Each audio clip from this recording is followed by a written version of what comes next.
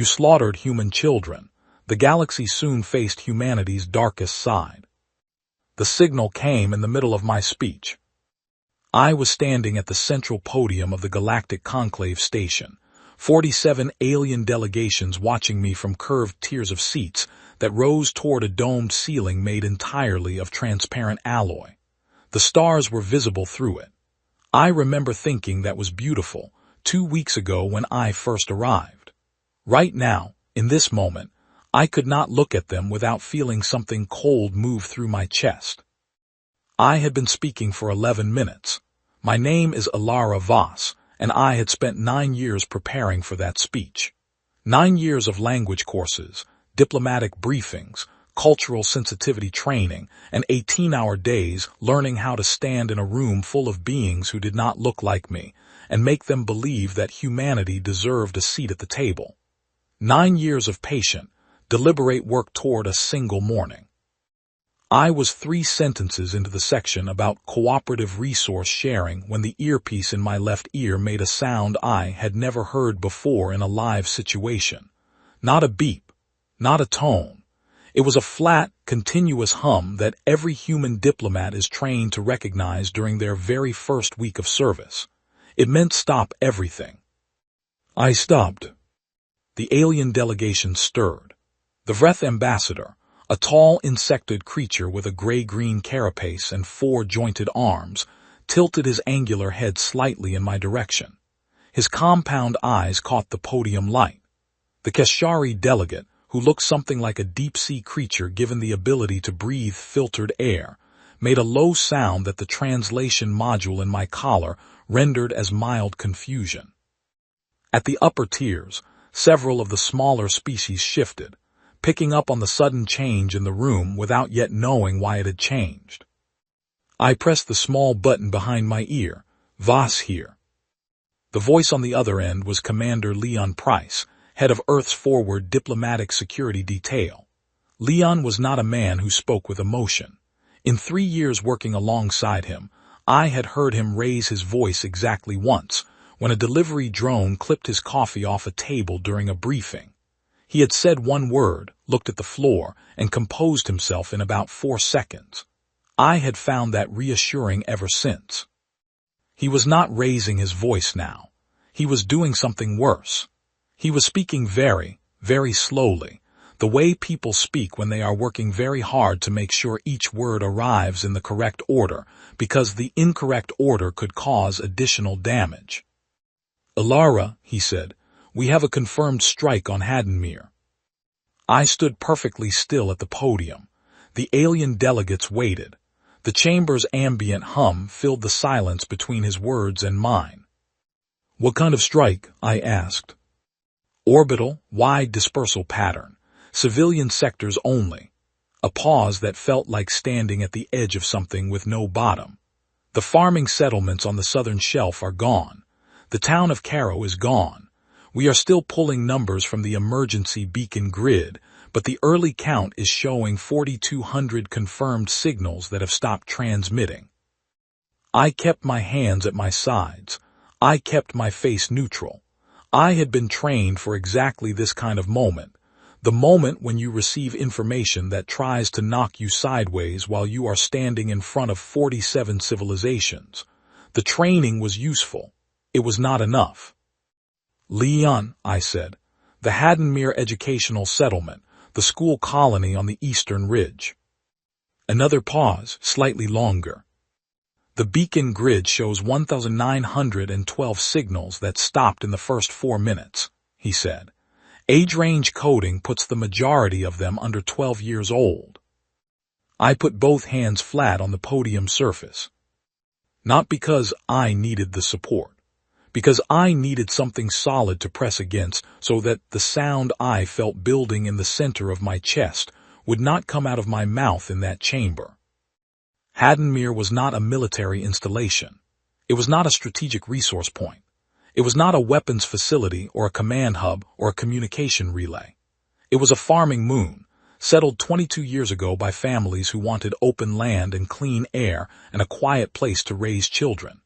It grew grain and raised cattle and had built, over 2 decades, a small but proud community that had produced some of the best agricultural engineers in the outer systems. The Haddonmere Children's Science Program had won a Galactic Youth Innovation Award 3 years running. I had given the congratulatory address at their third award ceremony. I had stood on a small stage in a room full of children and their parents and shaken hands with every finalist. One of those finalists was a 10-year-old girl named Poppy Crane. She had built a working miniature water recycler out of salvaged transport components and second-hand filtration mesh. And it actually worked, and she had grinned at me with a gap-toothed smile when I crouched down to her eye level and told her it was one of the most impressive pieces of engineering I had seen at any grade level anywhere. Poppy Crane's beacon had almost certainly stopped transmitting. "Who authorized the strike?" I asked, though I already knew the answer before Leon gave it. "Vreth Dominion Command. It has been publicly claimed within the last 20 minutes. They are calling it a border enforcement action." I looked up from the podium. The Vreth ambassador was still watching me. His mandibles were moving in a slow, rhythmic pattern. I had spent considerable time studying Vreth body language in the months before this summit, working with a specialist who had spent 6 years embedded with Vreth trade missions. The slow mandible rhythm was not a sign of curiosity or concern. It was the Vreth equivalent of a smile. He knew. He had known when he walked into this chamber this morning. He had sat in his designated seat through 11 minutes of my speech about peace and cooperation and the future of galactic partnership, and he had known, the entire time, that his government had already reduced 1,900 children to silence. I looked at him for a long moment. The Keshari delegate leaned toward their translator and murmured something too quiet for my module to catch. Several delegates in the middle tiers were exchanging gestures I did not have full readings for. The Toral Assembly representative had gone very still. The room was becoming aware that something had shifted in a way that went beyond normal procedural interruption. I straightened up. "Members of the Galactic Conclave," I said, and my voice came out steady, which surprised me more than it should have. "I must request an immediate recess. There has been an incident of extreme significance involving a human civilian settlement. I apologize for the interruption and ask for the Chamber's understanding." The session erupted in low sounds across 47 species. Translation modules worked at full capacity. Council Speaker Dreth, a tall gray-furred being who had held the moderation chair for 11 years, raised a formal staff and called for order in 4 languages simultaneously. I did not wait for order. I stepped away from the podium and walked toward the exit corridor at a normal pace, chin level, shoulders steady. I did not run. I did not stop. I did not look at the Vreth ambassador again, because I knew with absolute precision that if I looked at him a second time in that moment, I would say something in front of 46 other civilizations that could not be unsaid, and would give his government exactly the kind of response they were hoping for. Leon met me in the corridor. He was a compact man with close-cropped dark hair and eyes that were, right now, not quite as steady as usual. He handed me a data tablet without speaking. I looked at the imagery from Haddonmere's orbital emergency cameras. The cameras had kept recording after the beacons went silent. Cameras do not have beacons. They do not stop. I looked at those images for 37 seconds. Then I handed the tablet back and said, "Get me a secure channel to Earth Command. Not standard diplomatic frequency. Military-grade encryption. Direct line to General Hall's office." Leon looked at me carefully. "The Conclave is going to want a statement within the hour. Standard protocol requires." "The protocol," I said quietly, "was written before this happened." He went quiet. Then he nodded once and turned toward the communications bay. I stood alone in the corridor for a moment. Through the transparent wall panel to my left, the stars hung exactly where they had always hung, in perfect uninterested silence. Somewhere out there, 22 light minutes away at our current relative position. The moon called Haddonmere was dark, and still in a way it had never been before. I thought about Poppy Crane's gap-toothed smile. I thought about 1900 beacons going silent in 4 minutes. I pressed my hand flat against the cold transparency of the wall panel and held it there, and I made a decision that was not diplomatic and not measured, and not the product of 9 years of training. I decided that I was done being the only person in that building who fully understood what had just happened. I walked to the communications bay and sent General Hall a message 6 words long. They need to know what this means. I did not clarify who they were. I did not need to. Leon read it over my shoulder and said nothing. The duty operator transmitted it without comment. Then I went back to the corridor and stood there for a moment longer, because I needed 30 more seconds before I walked back into that chamber and resumed being a diplomat. 30 seconds to close the door on what I was feeling and reopen the door on what I was there to do.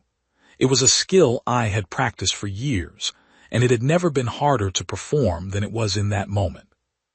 The corridor lights hummed steadily overhead. My footsteps were quiet on the polished floor. Behind me, through the wall I had been pressing my hand against, the stars continued their silent and indifferent burning. Somewhere in the space between them, humanity was already waking up. I did not know yet what that would look like. I was about to find out. I will tell you what the conclave did first, because understanding their response is the only way to understand how badly every calculation in that chamber was about to fail. They called a formal session of inquiry. In galactic diplomatic practice, this is the institutional equivalent of a species responding to a burning building by forming a committee to discuss the fire. Council Speaker Dreth opened the floor with a prepared statement that used the phrase deeply regrettable 4 times across 6 carefully constructed sentences, which is an achievement in its own way. The session coordinator announced that the Vreth Dominion had submitted a written position statement in advance of the session, which meant they had prepared it before the news was even public, which told you everything you needed to know about how much advance notice the Vreth ambassador had received before he sat down and watched me give 11 minutes of a speech about peace. I sat in the human observer seat and read the Vreth written position on my data tablet while Dreth was still speaking. It was 2 pages. The relevant section was the 3rd paragraph. It read, "The Haddonmere enforcement action was conducted in response to unverified intelligence suggesting unauthorized military staging activity in the border region. The collateral impact on presentient biological units was an unforeseen outcome of otherwise legitimate border security operations. The Dominion regrets any confusion regarding the classification of the affected settlement. Presentient biological units. That was what the Vreth called the children of Haddonmere. I set the tablet down on the desk surface very carefully, with both hands, the way you set down something fragile when your hands are not entirely steady. Leon was seated 2 chairs to my left. He had read the same paragraph at the same moment. He did not look at me. He was staring at the chamber floor with his jaw doing something I had only seen it do once before, in a very different kind of briefing that had also ended with people making hard decisions in small rooms. The session ran for 4 hours and 11 minutes. In that time, the Keshari Federation issued a formal statement of concern that covered 3 paragraphs and contained the phrase inappropriate use of force twice and the phrase deeply regrettable once, making it marginally stronger in language than the conclave speaker's opening and significantly weaker than anything resembling accountability. The Murath Collective called for an independent investigation, which in conclave practice means a process that runs for 18 months and produces a report that is read by 17 people and filed. The Toral Assembly proposed the creation of a temporary review board. 9 other species submitted written expressions of solidarity with the human delegation, all of them carefully worded to avoid any language that could be construed as a direct criticism of the Vreth Dominion.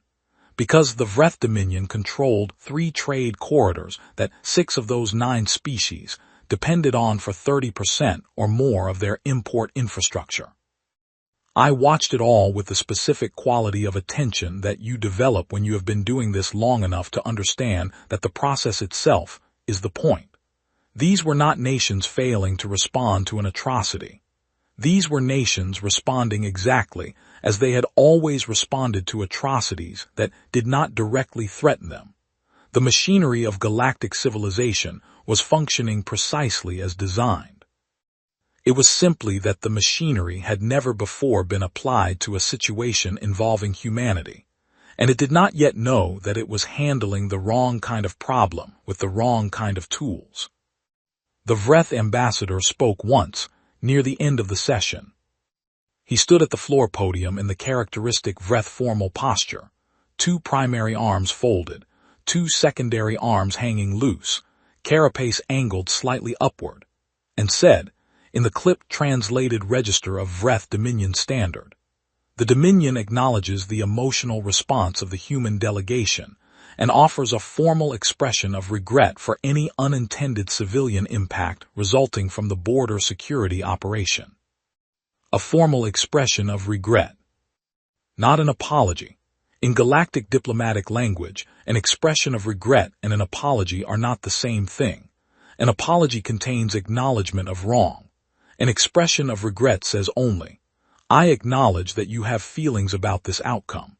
It is the linguistic equivalent of telling someone that you are sorry they feel hurt, which any person with basic social awareness understands is not the same as being sorry for hurting them. The session coordinator logged the statement into the official record as a satisfactory initial response and moved to close the session. Several delegations expressed support for this progression of events.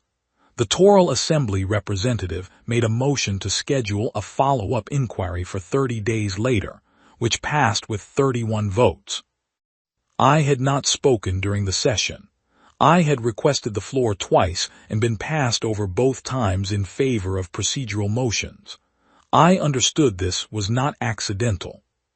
Then, while the session coordinator was still reading the closing formalities, my earpiece made a sound. Not the emergency hum. Leon's voice, very low, very controlled. It came in 3 minutes ago. Earth command. They did not route it through standard diplomatic channels. What channel? I asked, barely moving my lips. Every channel, Leon said, all frequencies, full translation suite, simultaneously. I sat very still. Earth Command had sent a message to every receiver in range of the Conclave station, on every known communication frequency, translated into 47 languages at the same moment. It had not been addressed to me. It had not been addressed to the Vreth ambassador. It had been addressed to everyone and to no one, which is a specific kind of communication that galactic civilization had no prior framework for, because it is not a demand, not a declaration, and not a negotiating position. It is something else entirely. Leon read me the full text through the earpiece. You have destroyed what we hold most precious. We do not bargain for what we have already decided. We are coming. There is nothing to discuss.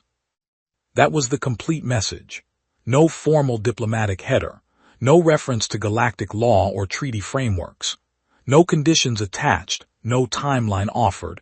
No indication of what response, if any, would change the outcome.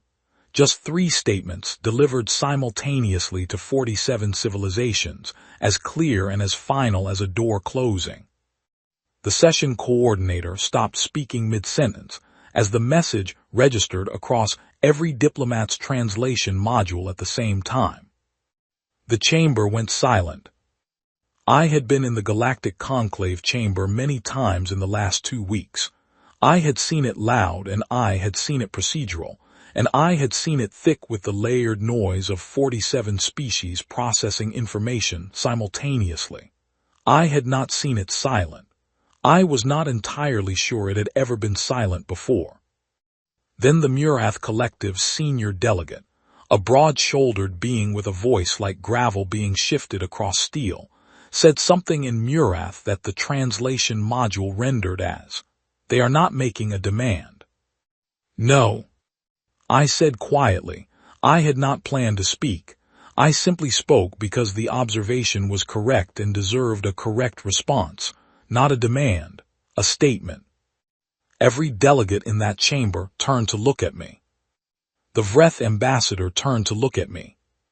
I met his compound-eyed gaze across the chamber floor and held it without looking away.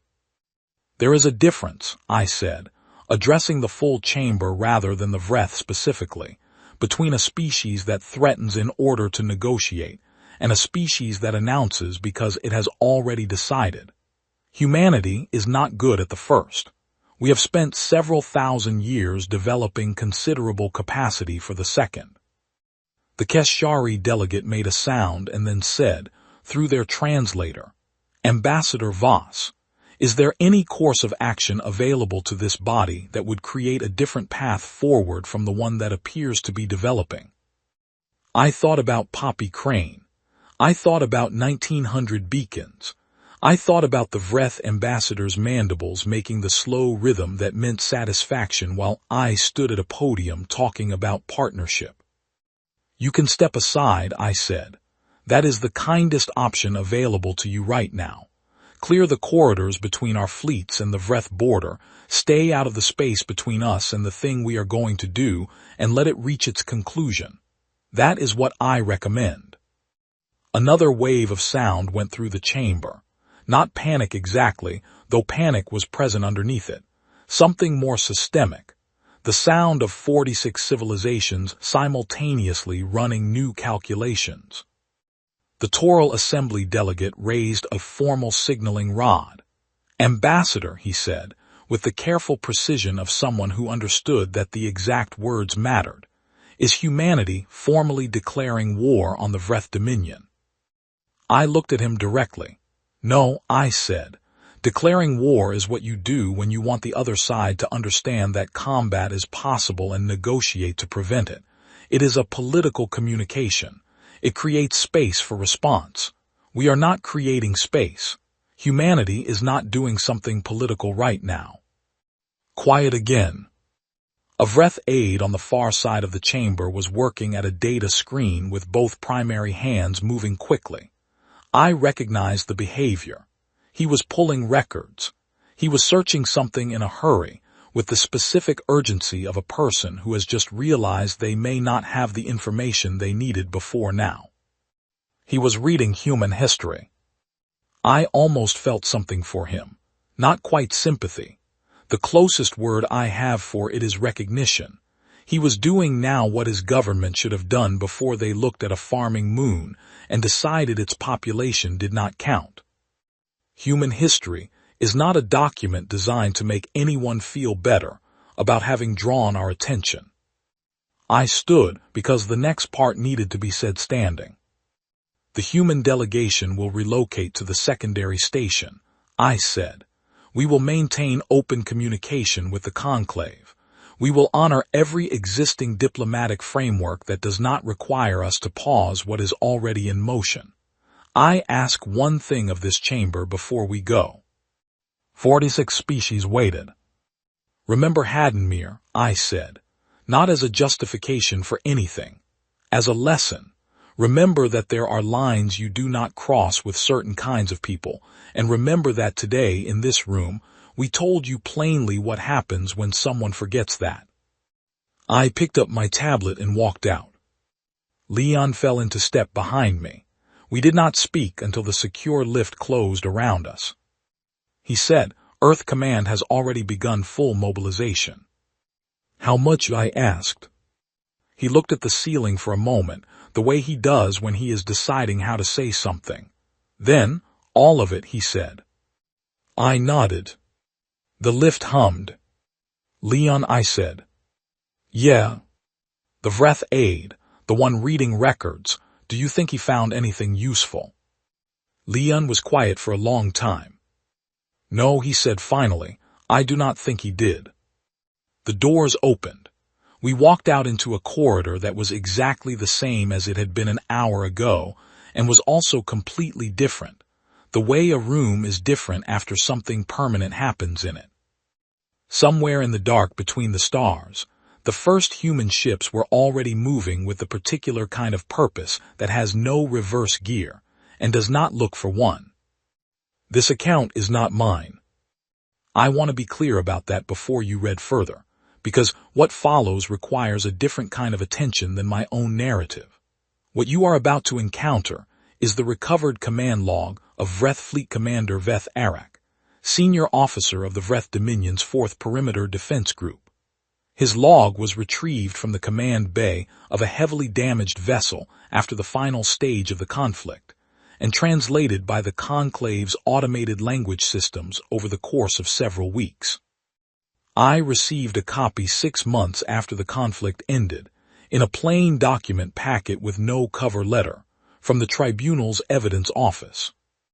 I read it in a small room on the Conclave station, alone, with the door closed, over a period of about 3 hours. I did not stop.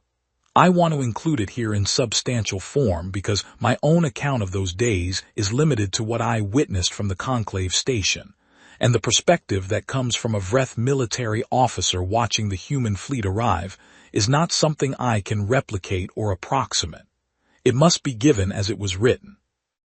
Veth Arak's log begins on the 14th day after the Hadenmere incident. Day 14. We have received confirmation that the human government has initiated full military mobilization. Dominion intelligence assessment projects between 60 and 90 standard days for humanity to assemble a meaningful strike formation. Command has authorized reinforcement of the 4th perimeter with 2 additional fleet wings. I have requested a 3rd and submitted the request with a detailed tactical justification. The request is under review. The general assessment at command level continues to describe humanity as a mid-tier civilization with strong emotional rhetoric and limited strategic reach. I have submitted a secondary assessment. I am not confident it was read with the attention it required. Day 21. Long-range sensor arrays at beacon positions 7 and 11 have registered drive signatures at the outer edge of detection range. I want to note that the number of signatures is not consistent with the projections our intelligence models generated. I have submitted an updated count to command along with a formal request for clarification on current rules of engagement. I am awaiting response. The signatures are continuing to approach at a pace that does not suggest preparation for contact negotiation. Day 23. I need to correct my previous entry. The count I submitted on day 21 was not accurate, but not for the reason I initially assumed. Our sensor arrays were not malfunctioning. They were reading correctly. What I sent to command on day 21 was not the count for a forward scout formation. It was the count for the near edge of a larger formation.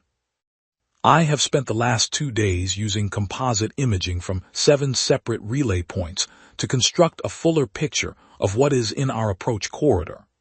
I am recording this entry now and flagging it as priority urgent because I need someone at command to understand what I am looking at before we proceed further.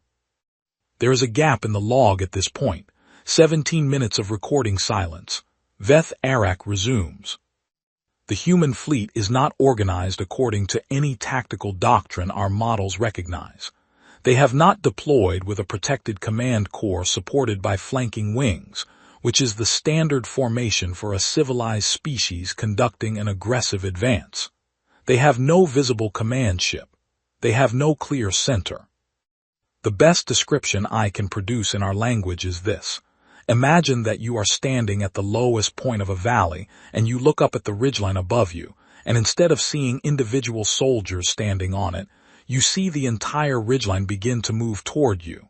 Not individuals. The ridge itself. That is what my composite imaging shows. A formation without a defined leading edge, extending beyond what my arrays can cleanly resolve at current range. moving at a rate that does not allow for the kind of deceleration that typically precedes an offer to negotiate terms.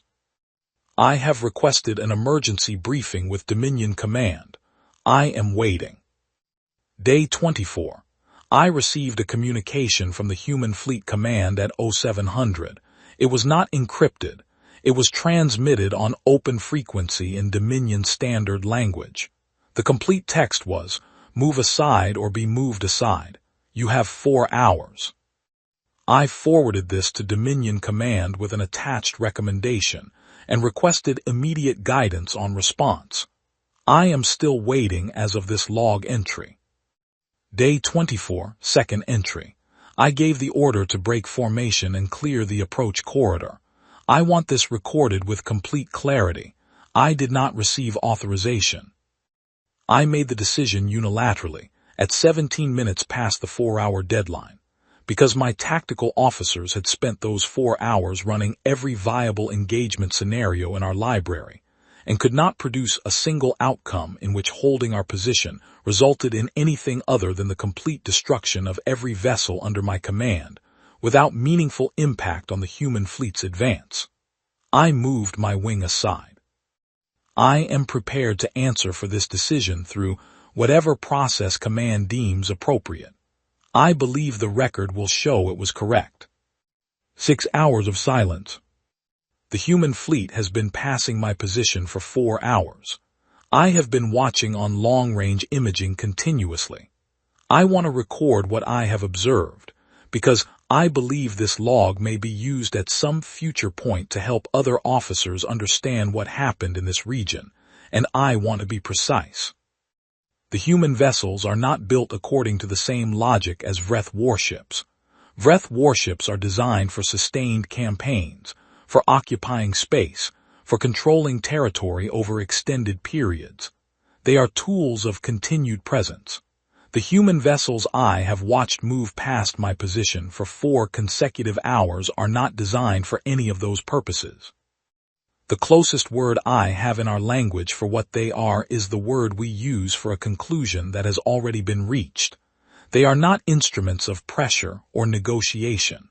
They are instruments of outcome. Each human vessel carries weapons infrastructure that, in our doctrine, would require an entire fleet's worth of external support to sustain. They carry that infrastructure internally. They require no resupply lines.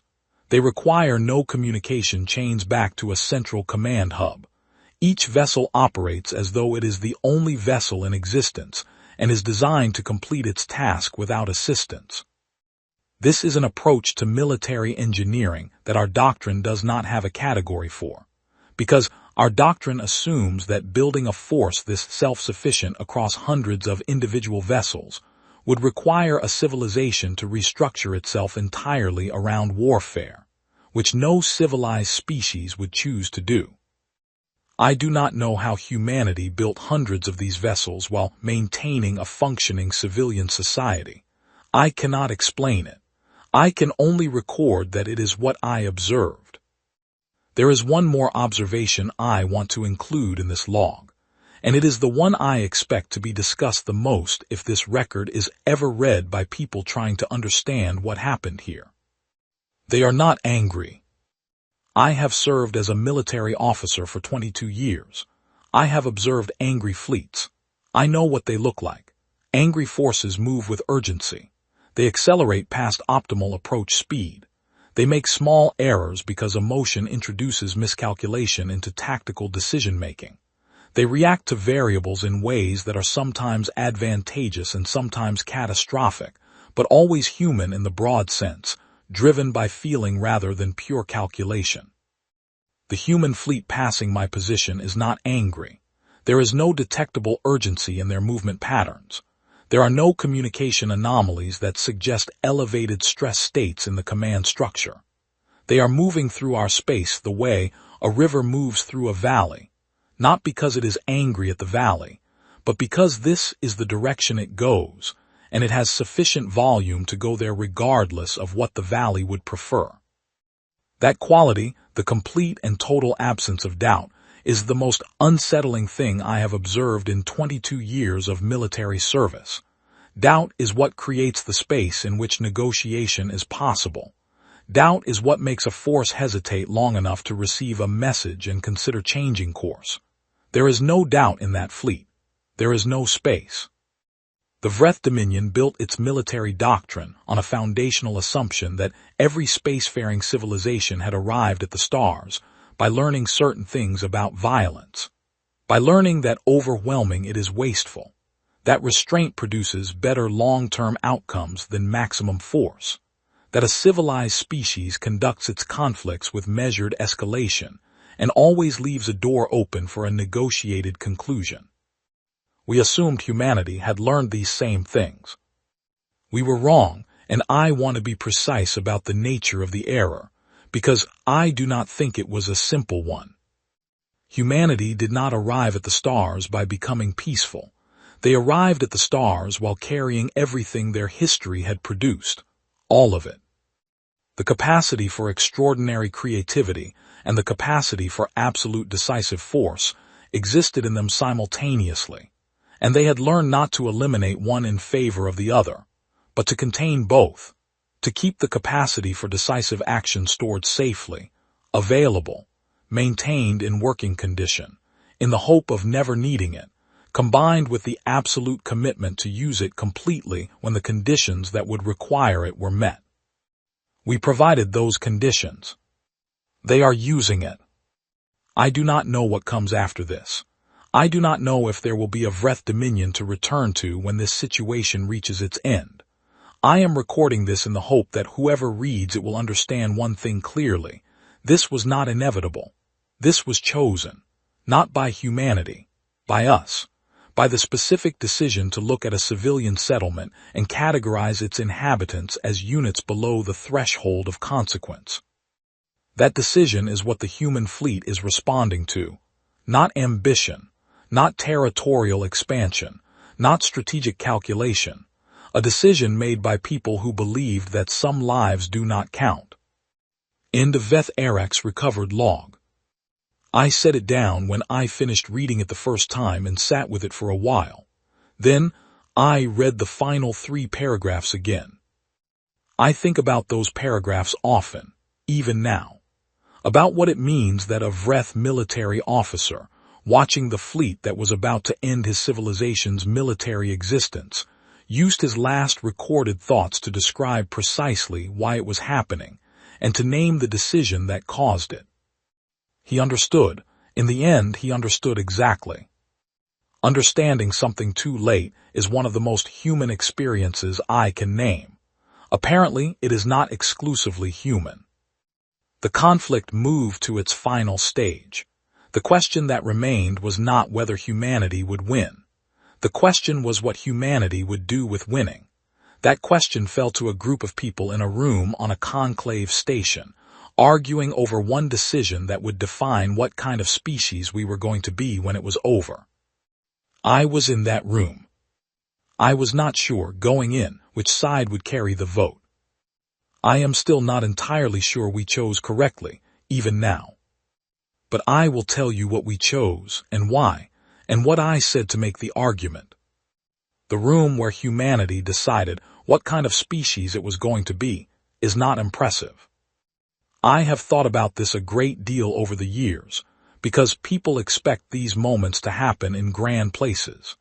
They expect high ceilings and formal chambers and the weight of history pressing down visibly from above.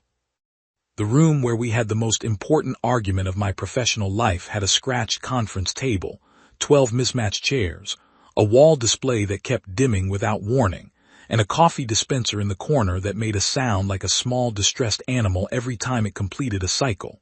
3 people flinched every time it went off. By the 4th hour, nobody flinched anymore.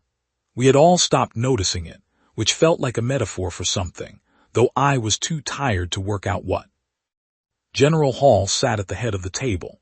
He was a large man with a shaved head and reading glasses he consistently forgot he was wearing, and he had the kind of voice that fills a room without being raised, the way a bell fills a space, not by pushing but by resonating. I had worked alongside him for 4 years before Hadenmere, and respected him as much as I had respected anyone in that kind of position. That made the hours that followed considerably harder than they would have been with someone I did not respect. The conflict was, in practical terms, over. The Vreth Dominion's military command had collapsed in a time frame that exceeded even the most optimistic human projections. The outer worlds had sent formal capitulation notices within 9 days. The middle ring of populated systems had followed within 3 weeks. The Dominion's inner worlds were still transmitting defiant statements, but the statements were becoming shorter with each transmission cycle, which is a reliable indicator that the people writing them are running out of conviction rather than vocabulary. The Vreth homeworld had not been touched. That was the subject of the meeting. Around the table, along with General Hall and myself, were 4 additional military commanders, 2 senior policy officers named Gwen Carter and Alan Doyle, who had both been working without adequate sleep for 3 weeks and looked it, a strategic ethics specialist named Dr. Philip Rose, who had been flown in from Earth at considerable urgency, and had arrived with the particular alertness of someone who knows their expertise has just become critically necessary. 3 conclave liaison observers from non-human species who were officially present as observers and were doing significantly more than observing, and Leon, who sat 2 seats to my right with a tablet in his hands and the expression of a man who has been awake too long and knows it, and has decided that stopping is not currently an option. General Hall opened without ceremony. The Vreth homeworld has a current estimated population of approximately 2.3 billion. Military and governmental infrastructure accounts for roughly 4% of the total surface area. The remaining 96% is civilian residential, agricultural, industrial, and educational. Our orbital assets are in verified position. Coverage is complete. What we do not yet have is a decision on how to use that position. Nobody spoke for a moment. Then Colonel Ruth Payne, the most senior military commander at the table after Hall, said the thing that everyone else had been carefully not saying. The position at Earth Command among the senior strategic group is that a demonstration of capability is the appropriate next step, something that removes ambiguity about the consequences of this kind of action. Something permanent. Dr. Rose said, "When you say demonstration." Colonel Payne said, "A deterrent, meaningful and final, something every civilization that observed these events looks at and understands as the established cost of crossing a human civilian target." Gwen Carter said, very quietly, 2.3 billion people. They supported the Dominion, Colonel Payne said. They voted for the government. They sent children to military academies. They celebrated the border enforcement campaigns in public media. Some portion of them did, Alan Doyle said. Some portion of any population supports the worst decisions of its leadership, while the rest go about daily life without full awareness of what is being done in their name. The children of Hadenmere did not have full awareness of what was being done in their name, Colonel Payne said. They did not have the option of going about daily life. The room went quiet again, the specific quiet of a group of people who are all thinking the same complicated thing, and none of them are ready to say it out loud yet. I had not spoken. I was watching the conclave liaison observers, because alien observers at human meetings carry a particular quality of attention that I have learned to read over years of practice. Vel Ath, the Keshari liaison who had spoken to me after the session 10 days ago, was completely still in the way Keshari become still when they are deeply alarmed, and are using the stillness to manage it. The Murath observer had both hands flat on the table surface. The young Toral delegate named Sen, who was the most junior person in the room and almost certainly had not expected to be in any room where this kind of conversation happened for at least another decade, was looking between the human faces around the table, with an expression the translation module rendered simply as fear. Not fear of the Vreth, fear of us. I held that observation for a moment before I spoke. General Hall, I said, may I ask a question before we continue? He nodded. What is the goal? I said. Not the method. The goal itself. What specific outcome do we want to have produced 10 years from now, 20 years from now, for humanity and for every other civilization in this part of the galaxy? General Hall looked at me the way he always looks at questions he is taking seriously, which is to say he looked at the table for a moment before he looked at me. Safety, he said. The security of human worlds and human lives. The assurance, as permanent as we can make it, that no civilization in this galaxy will look at a human settlement and assess attacking it as an option worth considering. Agreed, I said. That is exactly the goal. So let me describe 2 paths toward it and ask which one gets us there. I stood up, because arguments like this need to be made standing. Path 1, I said. We use what we have in orbit in the way Colonel Payne is describing. We make the demonstration. Maximum clarity, maximum finality. Every civilization in the galaxy watches, and they understand immediately, in a way that requires no further explanation, what humanity is willing and capable of doing in response to this kind of provocation. I let that land. The immediate result would be absolute, I continued. No civilization would directly challenge us for a generation, very possibly 2. The fear would be genuine and total and not misplaced, because it would be based on real evidence. I am not dismissing that. It would work in the specific sense of preventing direct attack for a substantial period of time. I paused. But here is what else happens. Every civilization in this galaxy would simultaneously begin to ask a question they cannot avoid. If humanity did this to the Vreth, what would stop them from doing it to us? The answer they would arrive at is, nothing except our continued good behavior and their continued inoffensiveness. And civilizations that live under that kind of assessment do not become partners. They do not become allies. They become sources of quiet, patient, long-term strategic threat. Because the most dangerous kind of adversary is one that smiles at you while waiting for the right combination of opportunity and necessity. I looked around the table. Path 2, I said. We stop at the threshold. We hold complete orbital dominance over the Vreth homeworld, and we do not fire on civilian infrastructure. We require full unconditional surrender. We require complete cooperation with a formal war crimes process. We dismantle the Vreth military apparatus entirely and replace Dominion governance with a supervised transitional structure. This is slower. It is significantly more resource-intensive.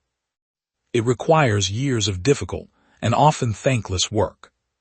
I took a breath. But the story that every other civilization in this galaxy tells, afterward and for as long as the story is told, is not the story of a species that burned a world.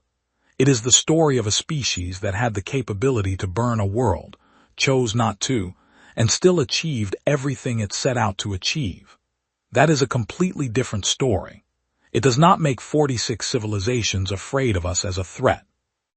It makes them afraid to be on the wrong side of us, which is a fear with a clear solution. Do not do the thing that caused this. That solution is available to everyone. It does not require them to manage us as an existential danger. It requires them only to not attack our children. The room was quiet in a new way. Dr. Rose was looking at me with an expression I could not fully categorize. Leon had set his tablet down on the table. The young Toral Delegate Sen had stopped looking at the other faces and was now looking only at me. General Hall said, "You are asking this group to exercise restraint at the precise moment when we have no obligation to exercise it." "Yes," I said, "because restraint exercised when there is no obligation to exercise it is the only kind that means anything to anyone watching. It is the only demonstration of character that cannot be explained away as limitation or incapacity. Everyone in this galaxy knows we have the capability. The question they are asking right now is whether we have the judgment. And the answer to that question, will define every interaction we have with every civilization in this part of the universe for the next century. Colonel Payne said, and if we are wrong, if restraint reads as weakness, if some other dominion looks at this moment and concludes that we stopped because we ran out of will. It was a real question. I could hear that she was not arguing, she was asking.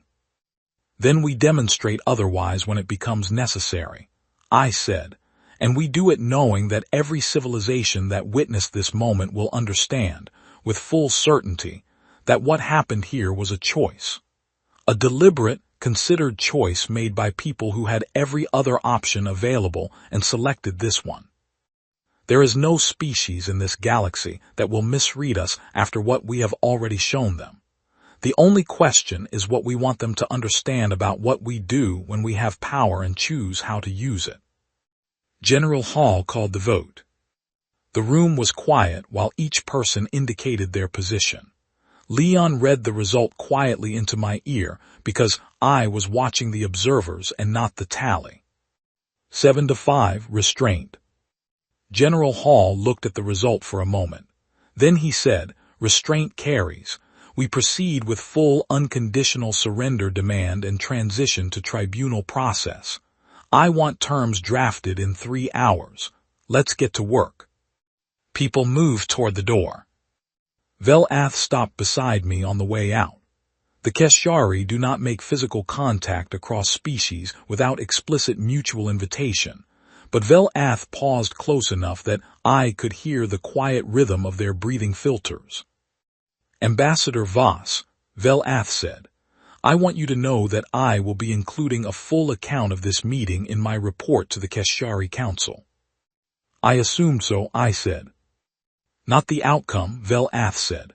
The conversation, the argument, the duration of it, the fact that it was close, the fact that it happened at all, that humanity sat in a room with complete capability to do the worst imaginable thing and spent 4 hours arguing about whether it was right. I want them to understand that the argument occurred and what was said in it. I looked at them. Does that change how the Keshari see us? Velath was quiet for a moment. It changes how I see you, they said carefully. I cannot speak for the council, but it changes something. They moved toward the door. I watched them go. Leon came to stand beside me in the quiet of the room. 7-5, he said. Yes, I said. It was close, he said. Yes. A pause. Are you certain we were right? I thought about the question with the full weight it deserved. I thought about Haddenmere and Poppy Crane and the memorial that did not exist yet but would. I thought about becoming the thing you set out to punish. No, I said honestly. I am not certain. I believe we made the better choice. I believe the evidence 10 years from now will support it. But I am not going to claim certainty, because the moment I become certain is the moment I stop asking whether I should be. And that is how you arrive at the kind of decision that reduced 1900 beacons to silence. Leon considered this. Then he nodded once and we walked out into the corridor together. The stars were visible through the far wall panel. They were always visible from this station. I had stopped thinking they were beautiful and started thinking they were simply real, present, permanent. The same stars that had watched humanity climb out of its history and into a galaxy that was not ready for what it found. We had just chosen not to give the galaxy a reason to fear us more than it already did. I hoped we were right. I thought we were. I was not certain. That uncertainty, I had decided, was not a weakness. It was the most honest thing about us. 10 years change everything and nothing, and I mean that specifically. I do not mean it as comfort. I do not mean it as a way of saying that time softens things, because it does not entirely, and anyone who tells you it does has not stood in front of a memorial on a rebuilt moon, and read 1900 names carved into dark stone on a clear afternoon with oak trees overhead. I mean it technically. The external shape of things changes thoroughly, while the things underneath remain exactly what they were, which means you carry them forward into the new shape of the world and learn to hold them differently without ever setting them down. My name is still Ilara Voss. I am 51 years old. I have gray in my hair that was not there a decade ago and a specific quality behind my eyes that is not the same as exhaustion. It is more like the weight of having witnessed a sufficient number of things that cannot be made smaller by time, only carried more efficiently. I have learned to carry them efficiently. It is a skill, like any other, that improves with practice.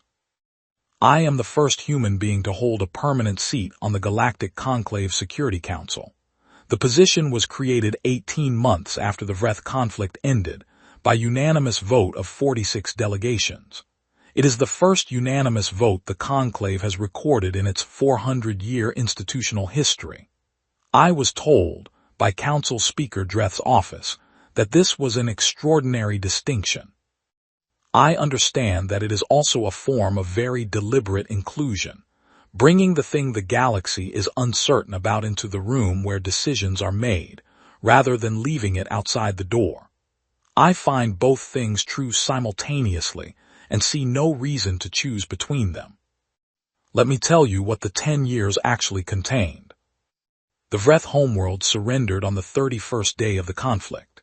The formal surrender was delivered by Veth Mora, senior speaker of the Vreth High Council, who stood before a human fleet in full orbital position and recited the complete terms of unconditional capitulation without pause.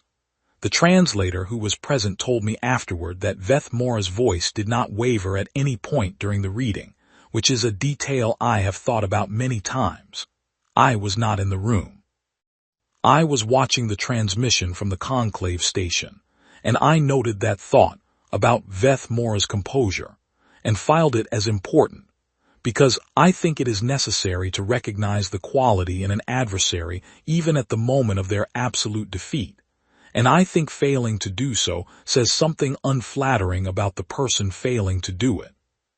The War Crimes Tribunal began 8 weeks after the surrender. It was conducted by a joint panel of human and conclave jurists, with full Vreth legal representation for the defense.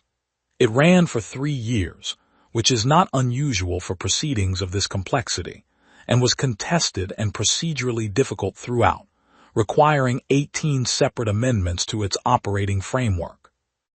The final verdicts named 42 Vreth government and military officials as directly responsible for the Haddenmere strike, and for a broader pattern of civilian targeting that the investigation revealed predated Haddenmere by 11 years. The incident that brought consequences was not, it turned out, the first of its kind. Only the one that finally involved the wrong population. The dismantling of the Vreth military apparatus took 2 years under joint oversight. That oversight mission is still technically active, scaled down significantly but maintained, because history suggests that a supervision process ended too early is not a supervision process but an optimistic gesture. The Vreth homeworld and its associated populated systems are now governed by an elected transitional council. This is the first elected governing body in Vreth history, introducing democratic process to a species with no prior framework, for it is not a straightforward undertaking. The first 3 elections produced results that the oversight mission and significant portions of the Vreth population rejected for different reasons, which is in some ways an encouraging sign of civic engagement, and in other ways simply evidence that building something new takes longer than anyone expects and fails more often than anyone wants. The 4th election worked, not smoothly, but it worked.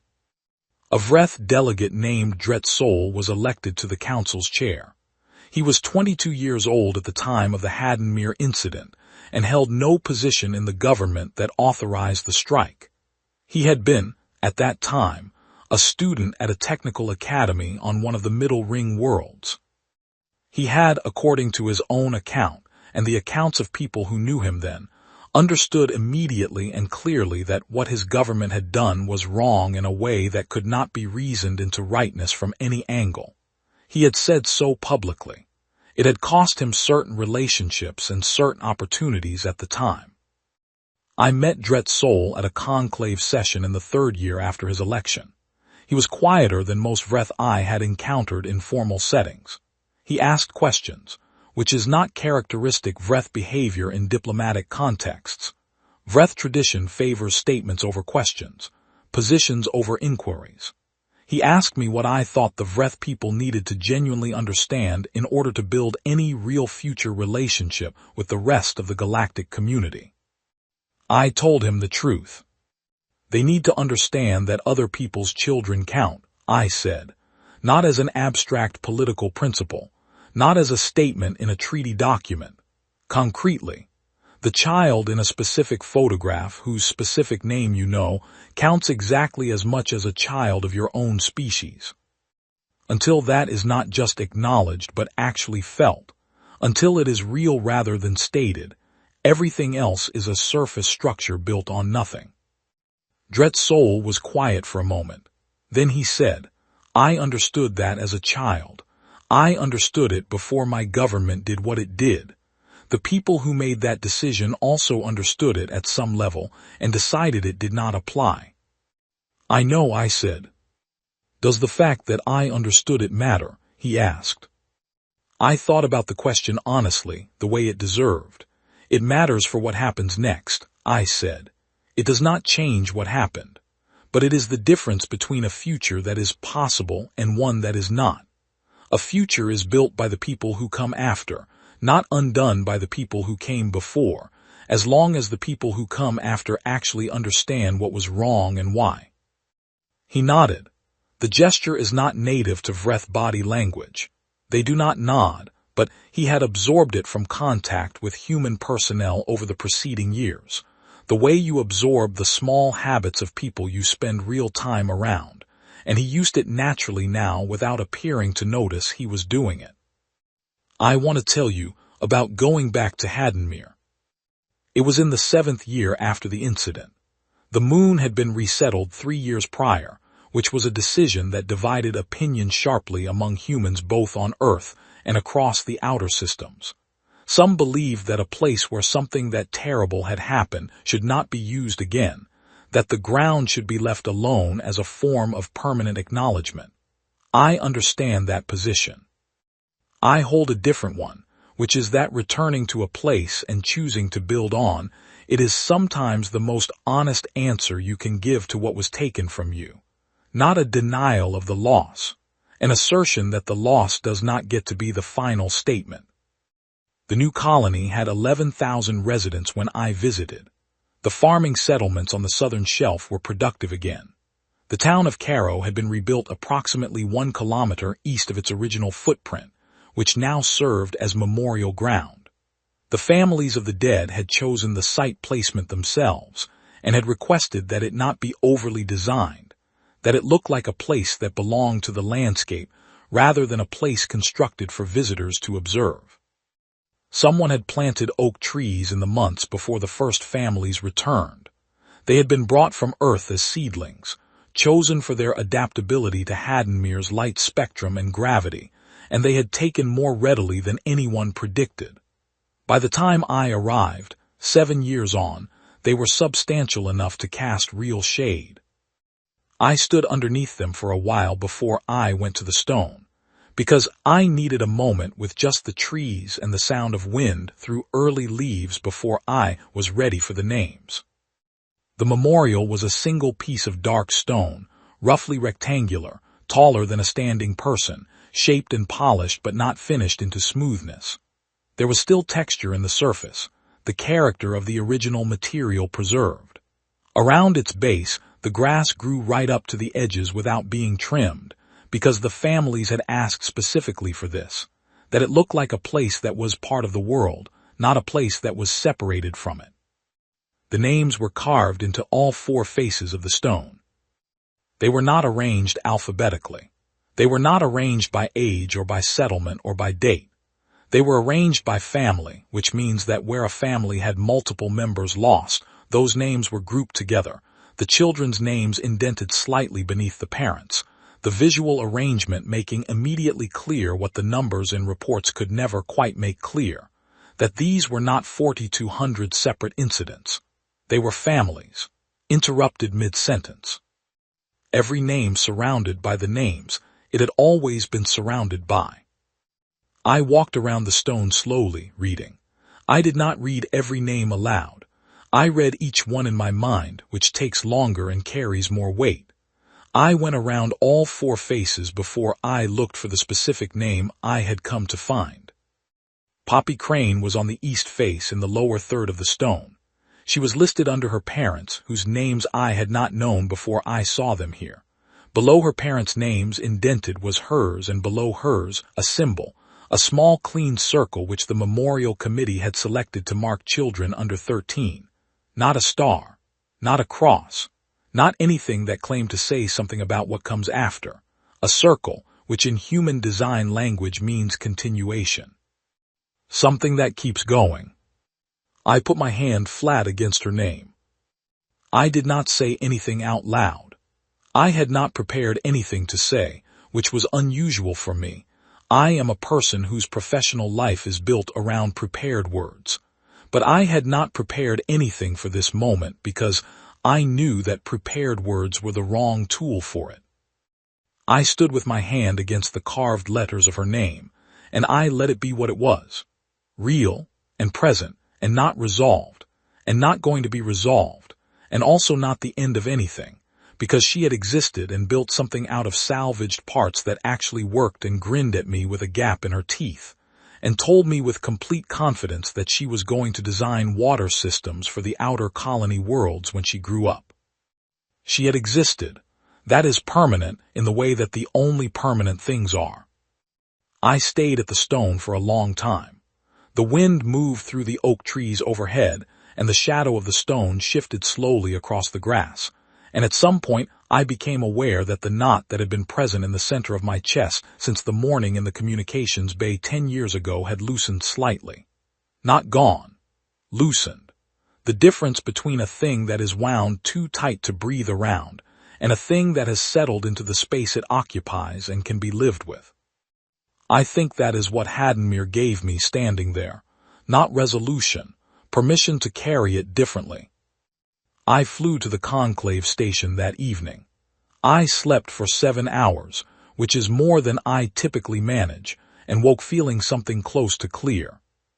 The next morning I gave my annual address to the Conclave Security Council. On the way into the council building, I passed through the main entrance, which is a wide corridor of polished gray composite with light coming in from panels above. At the far end of the corridor, above the door that leads into the working chambers, there is an inscription mounted into the wall. It had been proposed by the Murath Collective in the 2nd year after the conflict, seconded by the Keshari Federation, and passed without a single dissenting vote among all 46 member species. It is carved in Galactic Common Script with translations below it in every member language. I read it every morning when I walked through. I stopped beneath it on that particular morning and read it again with the memory of Haddenmere still in my hands and 7 hours of sleep behind me, and the knowledge that in approximately 40 minutes I would sit down at a table with representatives of 46 civilizations and do the work of trying to make the galaxy slightly less likely to repeat the events that had brought us all here. The inscription said, "Here ends the record of the species that learned too late, and at great cost, that some creatures do not mourn quietly." It is not a warning to humanity. When the Murath delegate proposed it, they were explicit and careful about this. It is a warning about what happens when you mistake another species' patience for permission. It is a reminder, mounted at the entrance of the room where security decisions are made, that grief is not a procedural matter and cannot be handled with the right sequence of formal statements. I read it. I walked inside. The session opened at the scheduled time. I took my seat. Agenda items proceeded in order: 3 routine oversight matters, 2 ongoing process updates, and then the item that Dret Sol had formally submitted for the record through the Vreth Transitional Council's office. It was an education policy document. Dense, bureaucratic, the standard texture of policy writing in any civilization. Its subject was the revision of Vreth standard school curriculum, effective the following academic cycle. The revision included, for the first time in Vreth recorded history, a mandatory unit of study on the Haddonmere incident. Not framed as a military conflict, not framed as a political turning point, framed as a moral lesson. The unit's stated objective, which Dret Sol had written himself and had left unchanged through the full review process, read, students will be able to identify specific individuals lost in the Haddonmere incident, understand the impact of that loss on human civilization and on the broader galactic community, and articulate in their own words why the lives of other species' children are not less real than the lives of their own. I read it twice at the table. Then I read it a third time slowly, to make sure I had read it correctly. I entered my formal vote on the item, approval. I added a note to the official record in my capacity as Human Council representative. The note was short, because the moment called for precision rather than length. It said, humanity acknowledges this development and considers it a meaningful step. We do not consider it sufficient, and we do not expect to consider it sufficient for some time. That is honest. What is also honest is this. It is real, and real things matter, and real things are where everything else eventually has to begin. The council moved to the next item on the agenda. I sat back in my chair and looked at the room around me.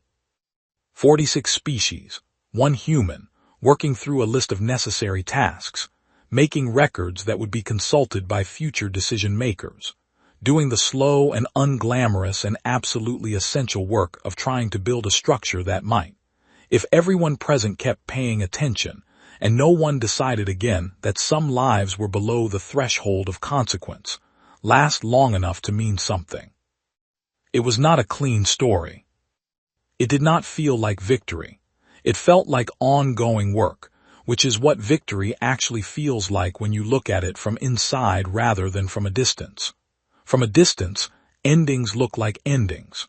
From inside, they look like the beginning of the next set of problems, slightly better shaped than the ones before. I had Poppy Crane's name in my hands from the morning. I had Dret Sol's curriculum language in my eyes from the page. I had Vel Ath's voice in my memory from 10 years ago, saying, "It changes how I see you."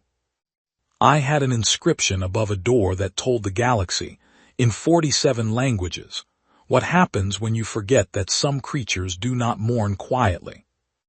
And I had a room full of representatives from 46 civilizations who were, all of them, doing the one thing that actually changes anything, paying attention, genuinely paying attention, learning the shape of each other with the specific care that you learn the shape of something you do not intend to break. It was not enough. It was never going to be enough in the absolute sense, the sense that makes the loss of 1,900 children retroactively acceptable, because nothing does that. Nothing should. But it was the truest answer available to the question of what you do after something that cannot be undone. You build what can be built. You carry what must be carried.